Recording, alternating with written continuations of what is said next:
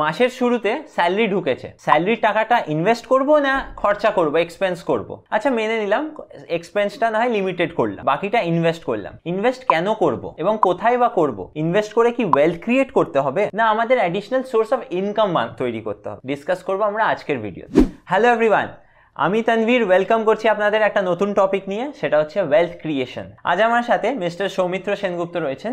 Soumitra sir last 20 years ধরে stock মার্কেটে active রয়েছেন এবং উনি একজন সেবি রেজিস্টার্ড ইনভেস্টমেন্ট অ্যাডভাইজার। তাহলে স্যার ওয়েলথ ক্রিয়েশন রিলেটেড প্রথম কোয়েশ্চেন আমার, যে বিভিন্ন অ্যাসেট ক্লাসেস রয়েছে, ইনস্ট্রুমেন্টস অফ ইনভেস্টমেন্ট রয়েছে, গোল্ড আছে, রিয়েল এস্টেট রয়েছে, স্টকস রয়েছে, এর মধ্যে থেকে ইকুইটি আমরা হিস্ট্রি বলছে যে সবসময় আউটপারফর্ম করেছে। তো আপনার ভিউজ কি এতে, যে ইকুইটি কেন আউটপারফর্ম করছে বা আগামী দিনে কি করতে থাকবে ইকুইটি আউটপারফর্ম? এটা নিয়ে আপনার ভিউজ কি রয়েছে? হিস্টোরিক্যালি যদি দেখা যায় এটা মানে অ্যাবসলিউটলি ট্রু যে যতগুলো অ্যাসেট ক্লাস আছে তার মধ্যে ইকুইটিজ সব থেকে ভালো রিটার্ন দিয়েছে।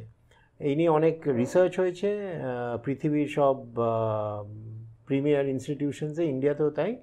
Overall long period of time, and এখানে আমি লং যখন বলছি 5 years মিনিমাম, হ্যাঁ, equities generally outperform other asset classes including property, including gold. অনেকে মনে করেন যে প্রপার্টিটা সব থেকে বেস্ট ইনভেস্টমেন্ট, কিন্তু ইকুইটিজ অ্যাজ আ ক্লাস প্রপার্টি থেকেও বেটার রিটার্ন দেয়। 2018-তে একটা স্টোরি বেরিয়েছিল খবরের কাগজে যে রাকেশ ঝুনঝুনওয়ালা 2005-এ 27 কোটি টাকা দিয়ে ক্রিসিল শেয়ার বিক্রি করে একটা মালাবাড়িলে বাংলো কিনেছিল। সেটা 2018-তে গিয়ে 45 কোটি টাকা বাড়িটার দাম ছিল, কিন্তু যে ক্রিসিল শেয়ারগুলো বিক্রি করেছিল সেটার ভ্যালু 1000 কোটি হয়ে গেছিল। এরকম তফাৎ হবার সম্ভাবনা থাকে। সেই জন্য এই বিষয়ে কোনো সন্দেহ নেই যে বেস্ট অ্যাসেট ক্লাস হচ্ছে ইকুইটিস। তো স্যার এইটার রিলেটেডই আমার আরেকটা নেক্সট কোয়েশ্চেন যেটা মাথায় আসছে, সেটা হচ্ছে যে ইকুইটিস থেকে ওয়েলথ ক্রিয়েট করব, সেটার জন্য শর্ট টার্ম রয়েছে, লং টার্ম রয়েছে। সাপোজ লং টার্মটাকে যদি আমরা ধরে নিই, তো সিম্পল কোয়েশ্চেন হচ্ছে যে does long term always create wealth? Stock market investment risk আছে, সেটা কেউই বলছে না যে রিস্ক নেই। এবং লঙ্গার টার্ম, যত লং টার্ম তুমি স্টককে ধরে রাখবে তত তুমি অ্যাকচুয়ালি রিস্ক ফ্যাক্টরটাকে কমিয়ে দিচ্ছ।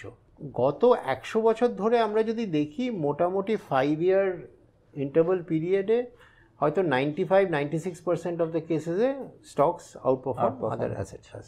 এই যে আপনি বললেন যে long term creates wealth most of the times, আপনার ধারণায় কি রকম পার্সেন্টেজ অফ রিটার্ন? মানে আমরা সেন্সেক্সের একটা জেনারেল ভ্যালু জানি since Inception, but in terms of long term equity holdings মানে স্টক ইনভেস্টিং কি রকম এক্সপেক্ট করতে পারি আমরা লং টার্ম থেকে? সো ইন্ডেক্স রিটার্নটাকে বেস ধরে নেওয়া উচিত। তো সেন্সেক্স যদি আপনি দেখেন গত 36 বছর ধরে 1986 থেকে যদি দেখেন সেন্সেক্সকে, ওইটা অ্যানুয়ালাইজ রিটার্ন দিয়েছে 19%। ঠিক আছে, আপনি যদি নিফটি দেখেন 1994 থেকে, ওইটা অ্যানুয়ালাইজ রিটার্ন দিয়েছে 11%।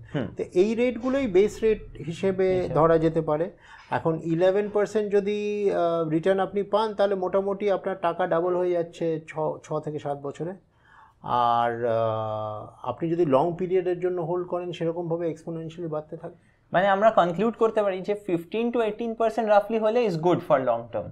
15-18% হলে it is good for long term. এবং 15-18% অন্য কোনো অ্যাসেট ক্লাস এত রেগুলারলি দেয় না। ওকে, তো এখান থেকে যে আমার সেকেন্ড সেগমেন্টটা কোয়েশ্চেনের, যে লং টার্ম তো বুঝলাম, আপনি যেটা বললেন does create wealth over a longer time Horizon. Short টার্মের ক্ষেত্রে আমরা জানি যে ট্রেডিং বলে একটা বস্তু রয়েছে। এবার ট্রেডিংকে ট্রেডার্সরা as a source of income, মানে as a active source of income treat করে অনেকেই। তো এটা ওয়েলথ ক্রিয়েশনে কি আমাদের সামহাও হেল্প করে ওঠে? না, এটা দুটো আলাদা জিনিস না। সোর্স অফ ইনকাম একটা জিনিস, ওয়েলথ ক্রিয়েশন হচ্ছে অন্য জিনিস। যদি ট্রেডিংটা ভালো করতে পারে তাহলে হ্যাঁ, কারেন্ট ইনকাম থাকবে, কিন্তু সেটা লং টার্ম ওয়েলথ ক্রিয়েশন করতে হলে সেটাকে কোনো অ্যাসেটস কিনতে হবে কিংবা ইনভেস্ট করতে হবে। তো সেই তো আবার ফেরত চলে এলাম লং টার্ম। ওকে, তো তো বেসিক্যালি আপনার বলার বক্তব্য হচ্ছে যে ইনকামটা আমরা ক্রিয়েট করছি ট্রেডিং করে, মানে যে ট্রেডার ক্রিয়েট করছে সেইটার পোর্শনটা পার্ট প্রফিটসটা সে আবার রিইনভেস্ট করছে for the longer time Horizon, সেখান থেকে তার ওয়েলথ ক্রিয়েটটা হচ্ছে, তাই তো? কারণ আমি যখন ট্রেডিং করছি আমার ইনকাম যেটা আসছে সেটা ক্যাশেই আসছে, ক্যাশেই থেকে যাবে। হ্যাঁ, সেটা তো ইনভেস্টেড হচ্ছে না। হ্যাঁ, একটা কমন ফেনোমেনন আপনার সাথে ডিসকাস করছি।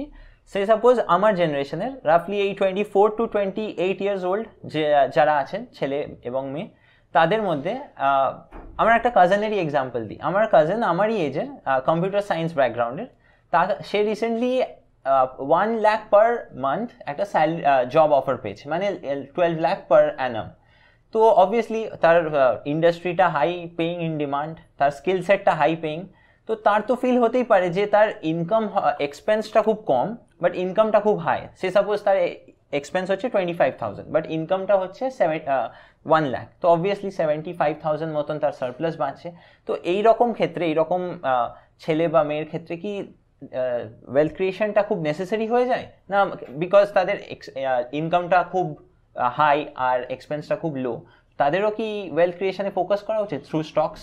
হ্যাঁ, নিশ্চয়ই। কারণ এই যে টাকাটা যেটা সারপ্লাস হচ্ছে, যেটা মাসের শেষে থেকে যাচ্ছে, সেটা দিয়ে তো কিছু করতে হবে। এখন এইটা যদি একই প্রবলেম, এইটা যদি তুমি ফিক্সড ডিপোজিটে রাখো, সেই তোমার টাকাটা ক্ষয় হয়ে যাচ্ছে।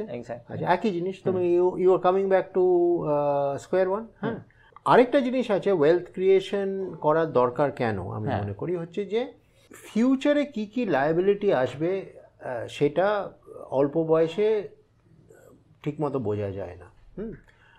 ফিউচারে যে লায়াবিলিটিগুলো আসবে আমি বলতে পারি, যেমন আপনার ছেলে মেয়েদের পড়াশোনার খরচা, মেয়ের বিয়ের খরচা, হেলথ রিলেটেড খরচা, রিটায়ারমেন্ট এক্সপেন্সেস।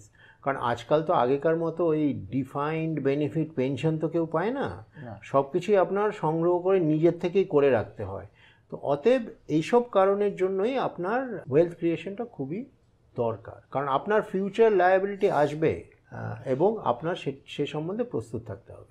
মানে আমার কনক্লুশন হচ্ছে এটা থেকে যে কিছু জিনিস রয়েছে বা ইনফ্যাক্ট অনেক এক্সপেন্সেস রয়েছে যেটা আমরা ফিউচারের এখন থেকে অ্যাজিউম করে উঠতে পারছি না কি হারে আমাদের দরকার হতে পারে, তো সেইটার জন্যই ওয়েলথ ক্রিয়েশনটা।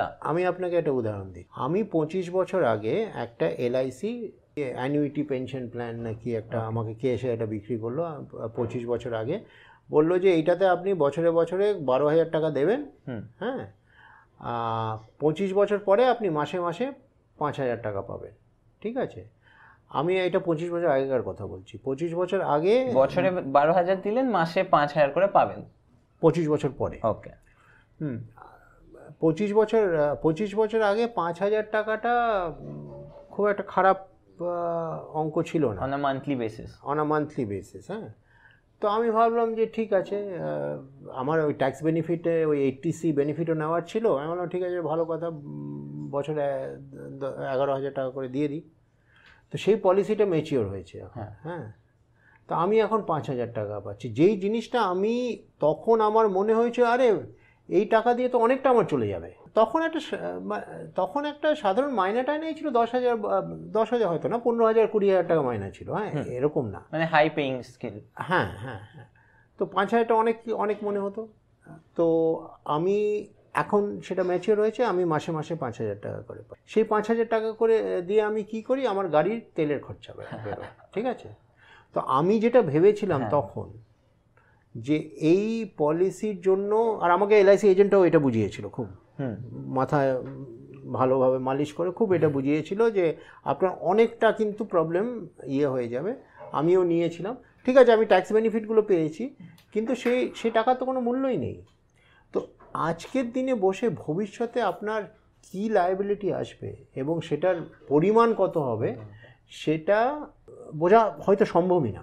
মানে যেটা আমি বুঝতে পারছি, আপনারা অনেকটা রিলেট করতে পারবেন, সেটা হচ্ছে ভ্যালু নাও ভার্সেস ভ্যালু দেন।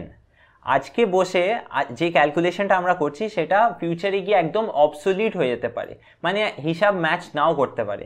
তো এই জন্য যারা মনে করছে এক্স্যাক্টলি আমার কাজিনের মতন যে ইনকামটা অনেকটা হাই আর এক্সপেন্সটা লো, তো সারপ্লাসটা অনেক যেহেতু ওয়েলথ ক্রিয়েশন করার দরকার নেই, বাট দরকার আছে, আর আমি কাজিনকেও সেটাই গিয়ে বলবো যে অ্যাবসলিউট দরকার আছে ওয়েলথ ক্রিয়েশনের, তাই তো স্যার?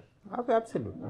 কোয়েশ্চেন আমার মাথায় আসছে স্যার, যে লাস্ট 20 ইয়ার্সে ওয়েলথ ক্রিয়েট হয়েছে, ডেফিনেটলি হয়েছে, যে এক্সাম্পলসগুলো আমরা পাই Wipro, Infosys, TCS, in fact Rakesh Jhunjhunwala, Warren Buffett, Charlie Munger, এই ধরনের ইনভেস্টার্সদেরও স্টোরি, মেজর সাকসেস স্টোরিজগুলো আমাদের সামনে হাইলাইট করা হয়েছে। বাট আপনার রিয়েল লাইফ থেকে এই লাস্ট 20 ইয়ার্সে কিছু এক্সাম্পলস দিতে পারবেন যে কী ধরনের ওয়েলথ ক্রিয়েট হয়েছে একটা কমন ম্যানের পার্সপেক্টিভে, যে তারা কিভাবে এই সাকসেসফুল জার্নিটা গো থ্রু করেছে? ঠিক 20 ইয়ার্স না, কারণ wealth creation is a process, সেটা কোনো ডিসক্রিট প্যারামিটার্স নেই যে 20 বছর না। তো আমি একটা এক্সাম্পল দিতে পারি, এটা দিস মাইট তোমার এটা বুঝতে সুবিধা হবে, যে আমার বছর 2 আগে আমার এক বন্ধু বম্বেতে, ও মা মারা গেছে, ও বাড়িতে গিয়ে পরিষ্কার করতে গিয়ে দেখলো যে একটা পুরনো সুটকেসে 500টা একটা নামি কোম্পানির শেয়ার পেলো খুঁজে।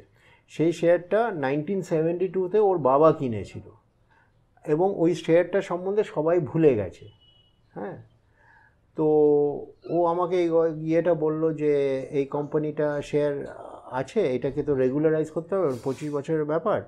তো আমি চিনতাম কোম্পানিতে কয়েকজনকে, তো আমাকে বললো যে তুমি এটা প্লিজ ফ্যাসিলিটেট করিয়ে দাও।